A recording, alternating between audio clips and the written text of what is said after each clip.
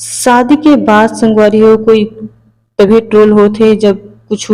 कारनामा हो जाते हो आप मतलब आज के ये जो वीडियो में आप मतलब कुछ ऐसे ही बताओ चंपा निषाद जी के बारे में जो छत्तीसगढ़ के एक सुप्रसिद्ध गायिका है रे। और एक गाना जो है रोम रोम में समाहित हो जाते एक गाना सुन के एक प्रेम रक्स के भाव उत्पन्न हो जाते आप मतलब बता दो कि अभी हाल ही में चंपा निषाद जी जो है शादी करे हुए बंटी ठाकुर जी के साथ और वो ट्रोल काबर हुआ थे उला भी बताबो आप मतलब तो सबसे पहले आप मतलब बता देते हैं कि अगर फैमिली में कौन कौन हवा है तो फैमिली की बात करूँ मैं तो फैमिली में है एक ससुर जी सास है जो प्रसिद्ध गायिका वो भी है छत्तीसगढ़ के जो बहुत सारा जसगीत भजन गाते तो आप मतलब बता देते हैं कि दीदी ट्रोल काबर हुआ थे चंपा निषाद जी ट्रोल हुआ थे वह